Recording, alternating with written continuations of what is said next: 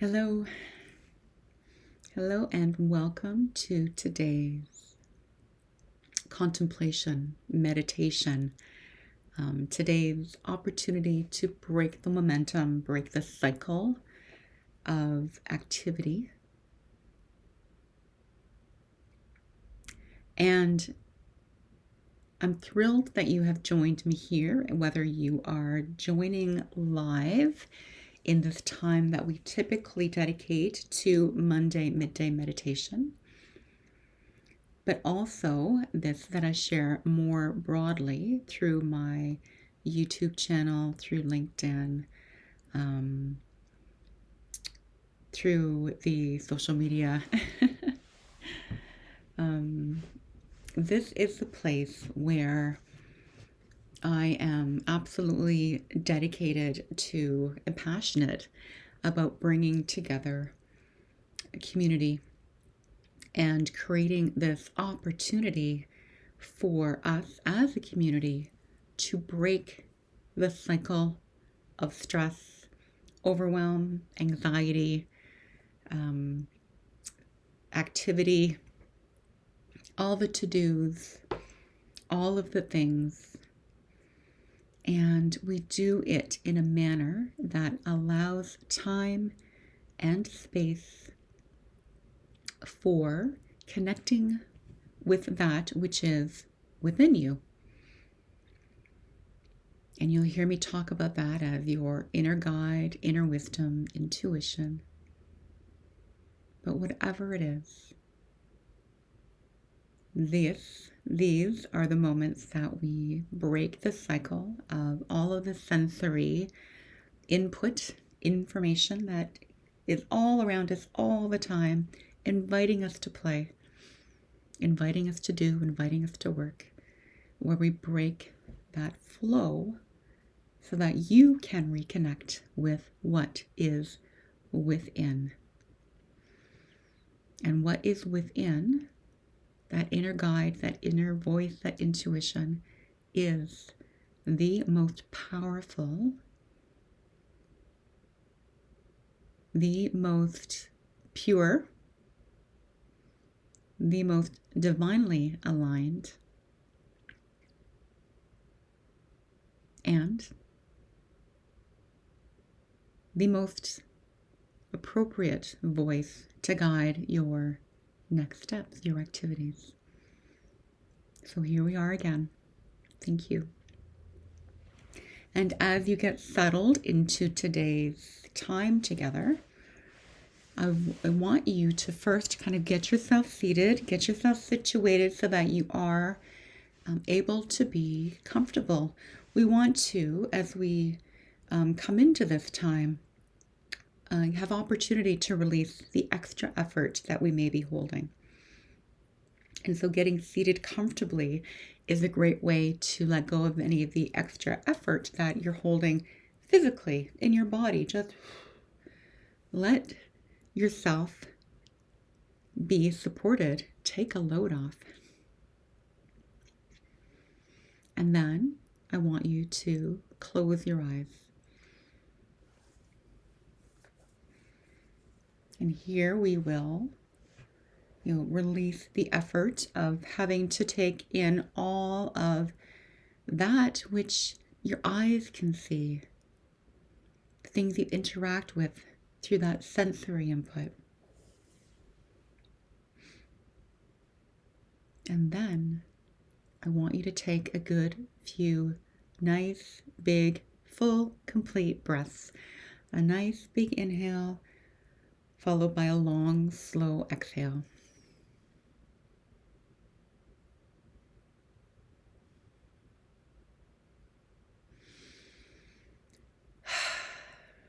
Beautiful.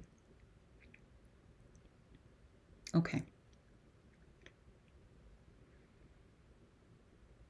So once we're here, and this alone is a very, very powerful practice. This alone, these few steps that we seek to release extra effort and to just kind of turn within quietly. And how long has it taken us? A couple minutes?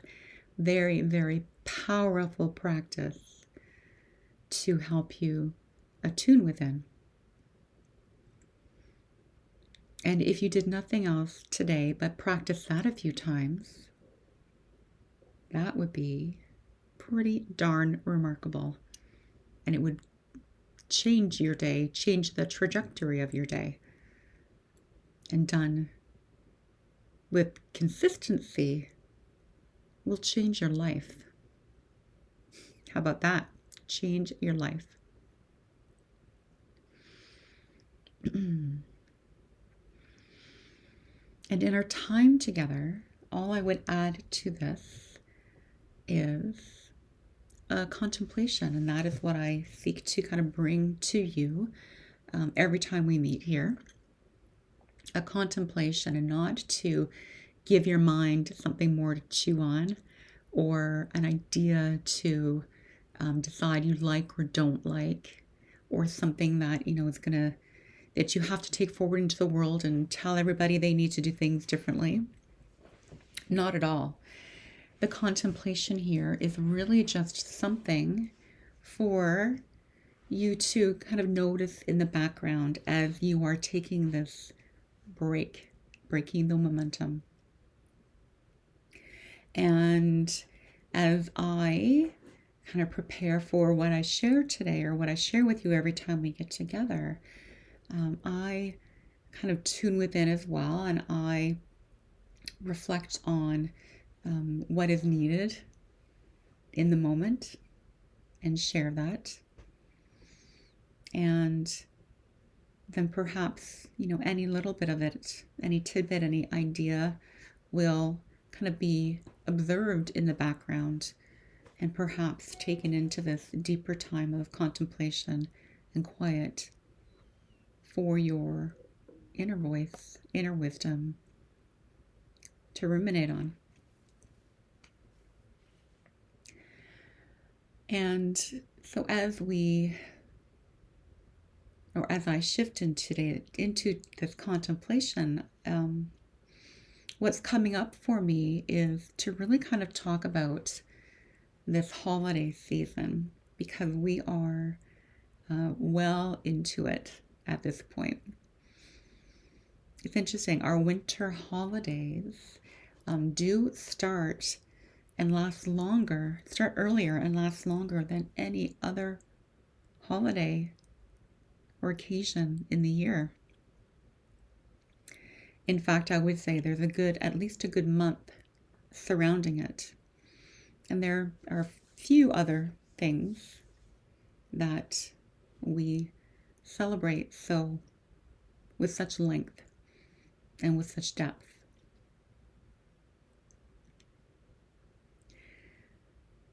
And it is a time of joy. And, I don't think, there's no coincidence of when it lands and the particular time in the calendar or in the astrological kind of year. There are very special things that happen at this particular point in the year, every year. And no matter kind of where you are experiencing it, whether it be winter or summer for you, there are things that happen with the solstice, with what's happening in nature, no matter where you are.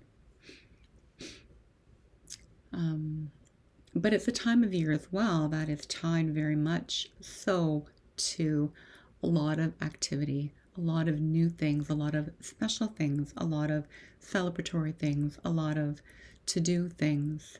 We come up to the winter holidays as well as the end of the year, and this can mean a lot of things in a lot of different ways. But for most people, this means more of pretty much everything.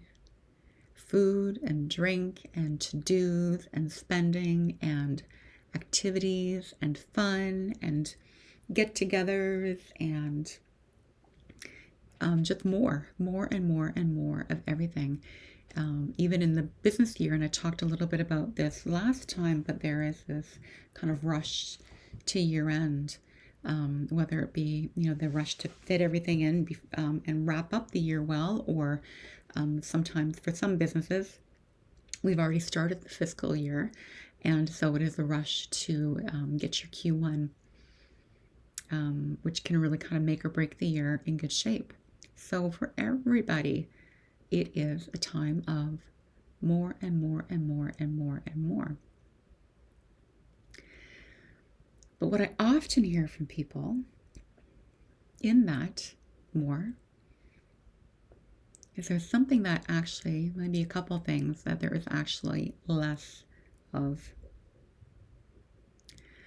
And one of those things in particular is daily routines and practices. And so consistency in particular around the daily routines and practices, and perhaps most importantly, your mindfulness practices or your spiritual practices. They can go by many different names, but these practices whereby self-care is another really good, really well-used term for what I'm getting at here. But all of those things you do to take care of yourself seem to lessen. There's less of that and more of everything else. And the other thing that accompanies that sometimes is that less sleep. More of everything else, less sleep. But I think you could kind of bundle that into the self-care. So it's interesting that there's more of everything else, everywhere else, except for the things that keep you grounded, keep you functioning well, keep your immunity high, your resilience high, keep you with your feet on the ground, keep you feeling calm, at ease, and even joyous.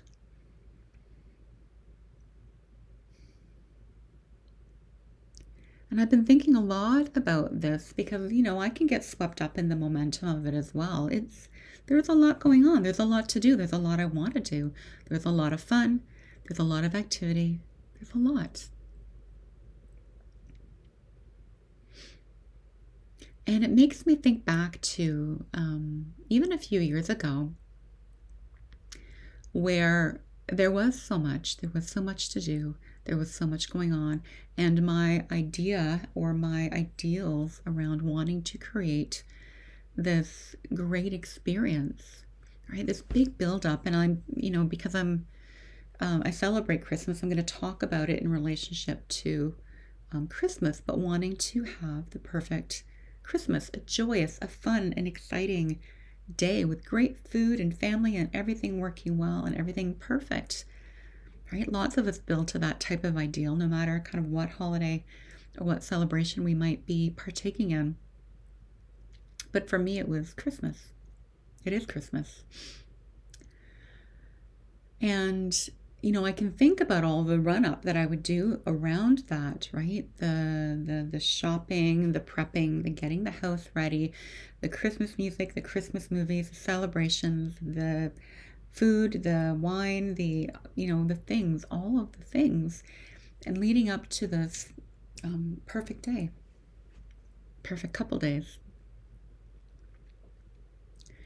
And before I started all of this work that I do in yoga and Ayurveda, I remember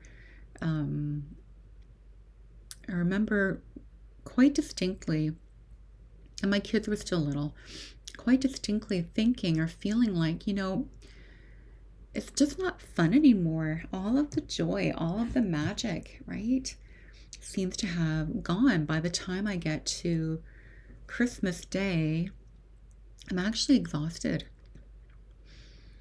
And, I started noticing that over, a few years of that the day wasn't even turning out how I wanted it to be.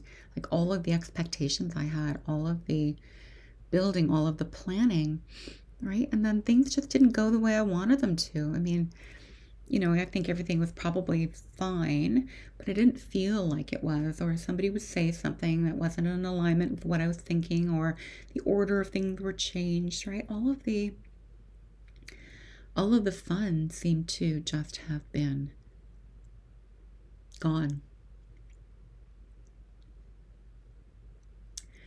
And, one of the things that I noticed is that, one of the reasons that I came to determine was the cause of that was that I didn't have a plan necessarily for maintaining the joy, maintaining the calm, maintaining the fun all through the season. I was building it up around this kind of one day and this image that I had in my mind.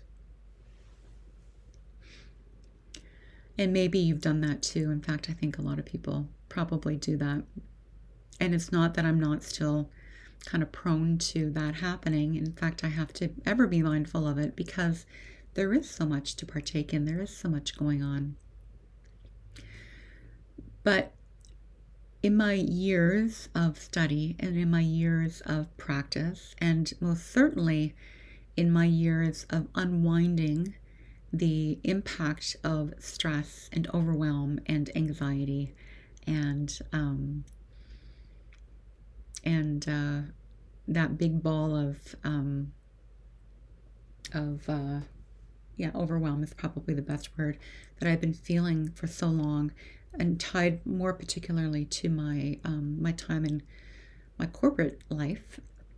All that I have practicing kind of unwinding from that, I learned that is actually translatable into all aspects of life. And in fact, I had to very carefully and still very carefully and closely monitor how I am staying true to the things that support the not building up of the stress stack that used to be how I live my life. And I can't necessarily just stop all of that just because it's December and I get busy. Because then what happens, right? The stress stack builds. And then by January, or maybe by Christmas morning, right, it's built up to such an extent that my ability to experience joy, to be calm, to be at ease, the resources aren't there for me. So it is a regular, consistent practice that allows for that to not happen. In fact, it is the regular, consistent practice that allows me to maintain and to experience that magic and joy that I talked about, that I was trying to create by doing all the things. It's interesting. We think we have to do all the things in order to experience it, but what we actually need to do is to create the environment within us first, to be that. If I want a joyous Christmas day, I have to be joyful inside. If I want to be calm, be at ease, have fun, I have to have that inside first. It's not something I can cobble together and plan for and cross things off the list and shop for. It happens within.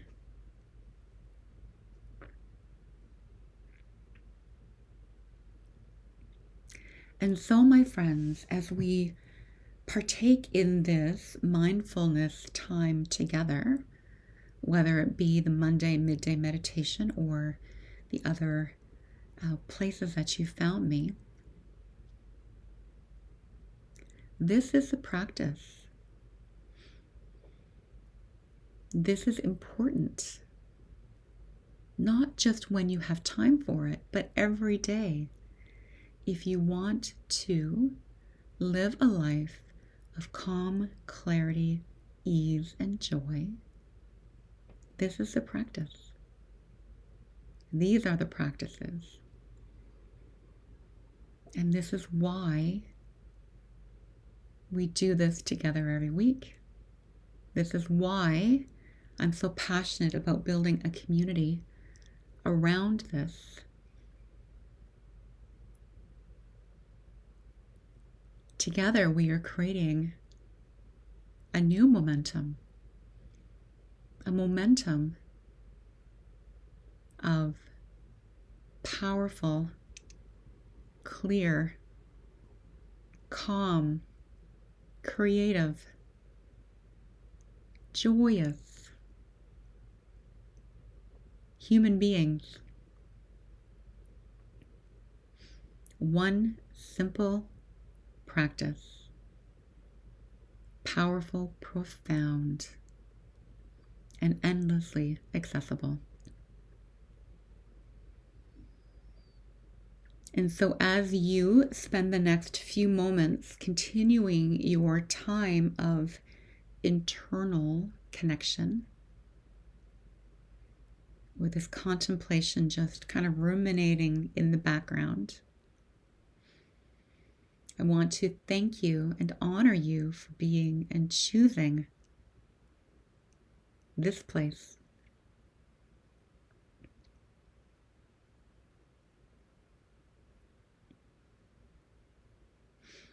And there are lots of ways we can continue this practice together.